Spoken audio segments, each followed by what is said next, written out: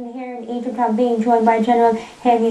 He is also a security expert. Thank you very much for coming in tonight. I'd like to start off our interview with, again, and just an overall evaluation of how you see the security situation in Egypt.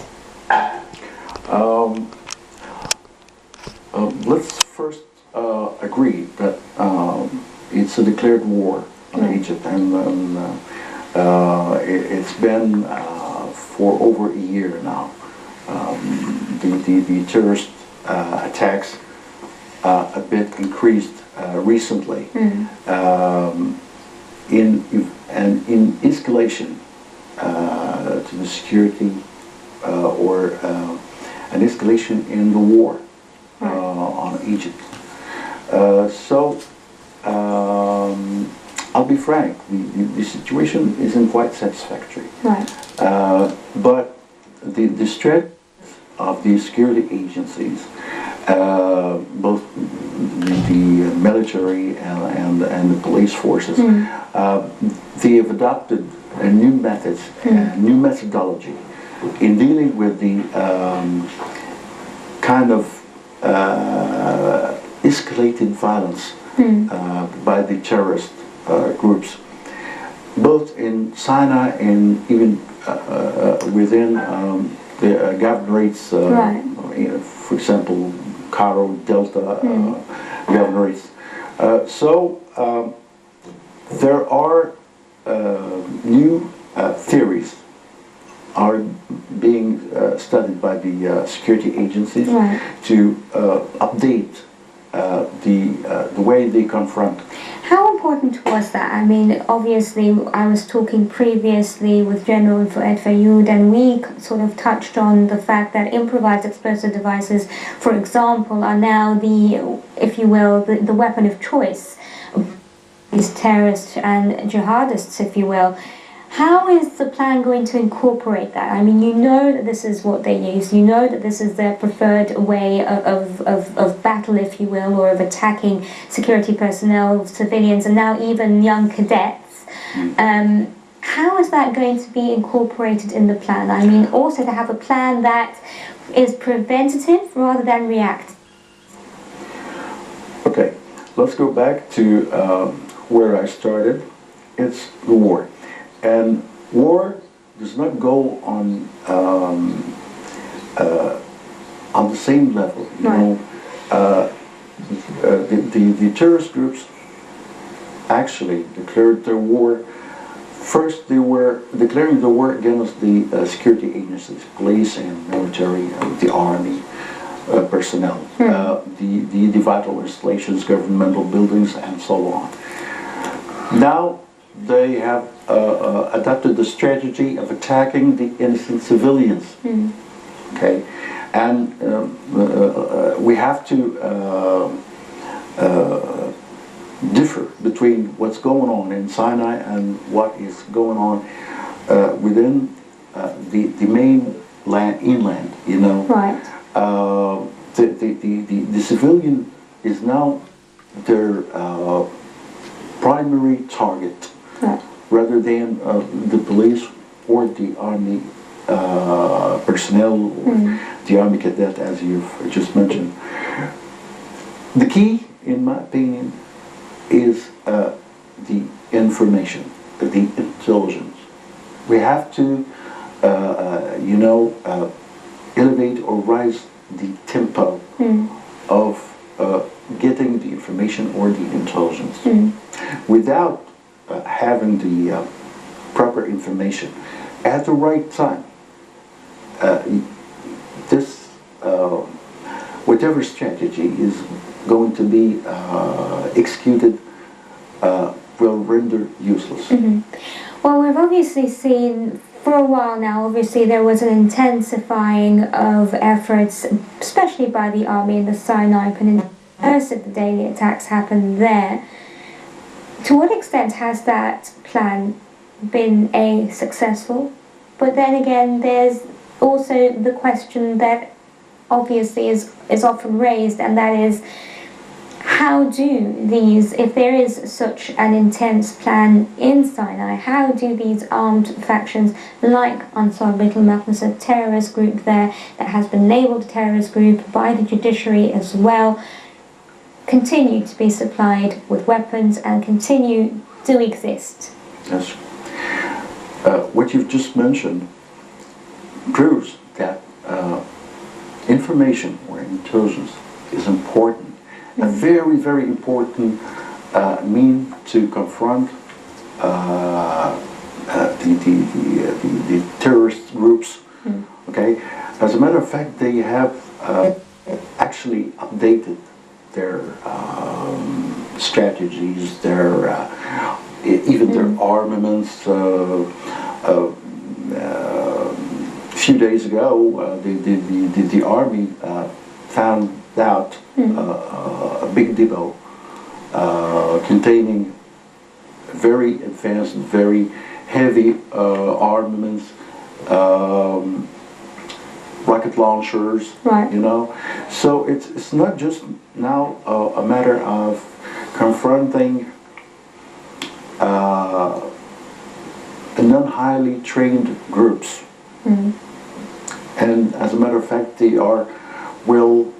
they do their operations in a very well-planned fashion, right. Which compel the security agencies, either police or the military, to also update and enhance way of looking at the situation and take the first step, not to be the reaction. See, and all this comes through or via info or intelligence. Right. If you have good intelligence, so you can know what's ahead of you and how you can confront it. Looking at the situation, and once again, focusing on Sinai, now do you believe that the main group functioning there is Ansar Bait al-Maqdis? Do they have a leader that we know of, or are there splinter groups? Or do you believe that in essence, all these groups, Ansar Bait al-Maqdis, Al-Qaeda, function under the same umbrella, even if they go about naming their name, giving themselves different names?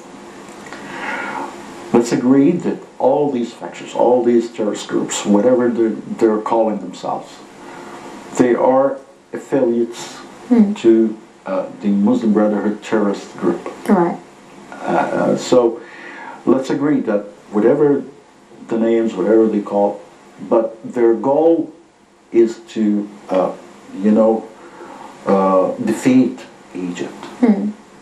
The goal is to bring down Egypt to their knees, to establish their imaginary caliphate states or Islamic states on the soil, on the Egyptian soil, something which only in their dreams will happen. So these groups, these terrorist groups, on the long run, they will not prevail. The security agencies will prevail. We can say frankly that there have been some mistakes, some flaws during the confrontation or in the process of handling the confrontation with these terrorist groups. But, in war, you can lose a battle, but you do not lose the war.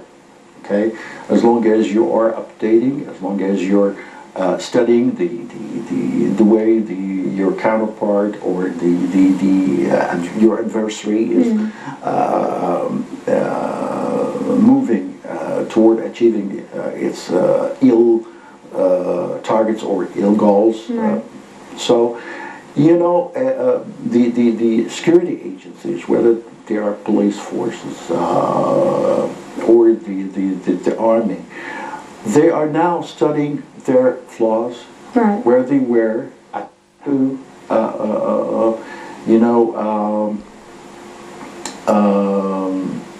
update their methodology in confronting those terrorist groups. Do you know, Hani, are you seeing a change in the strategy by these terrorist organizations? It's sort of shifting now from army, police personnel to civilians, and then now to young cadets. It's sort of going away from Cairo or from the Sinai Peninsula to involve other governments. New, right. You know, this is what's new. Because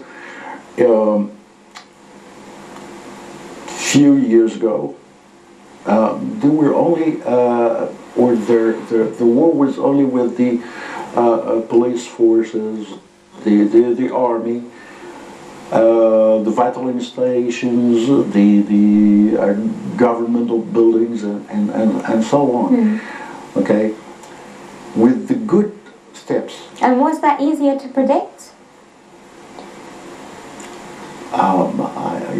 To predict that strategy, was that easier to predict by the security forces? That strategy that the terrorists had adopted, that they were sure. right? Yeah. You know, it can be.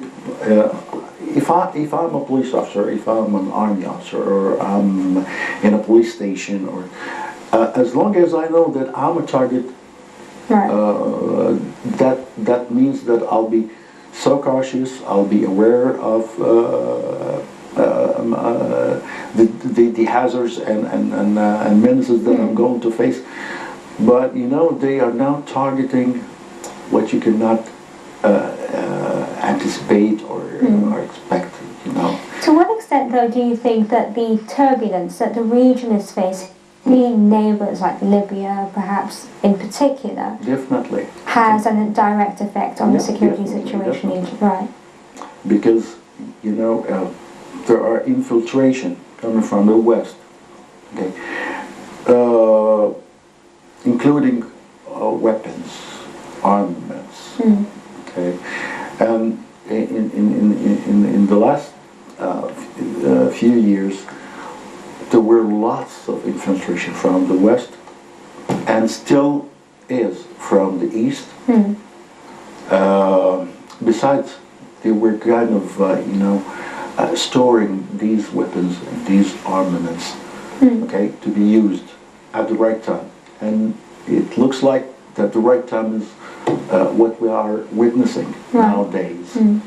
See? And just in a final question to you, obviously now the whole concept of a united Arab force in fighting terrorism on a regional scale is obviously, and it's very much in the process or in the making.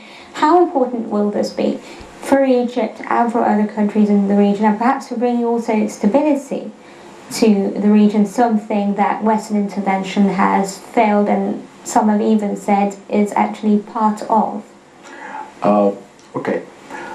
I would like to say that this is a very brilliant idea because the Arab leaders have finally realized or have finally seen that they are all in one boat,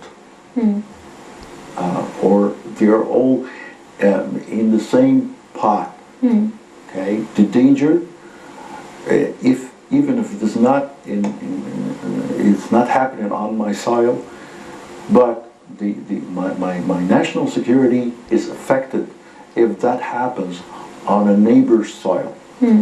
So the idea of creating this regional or this Arab force will really stop the plots against the region, against the Arab nation, you see.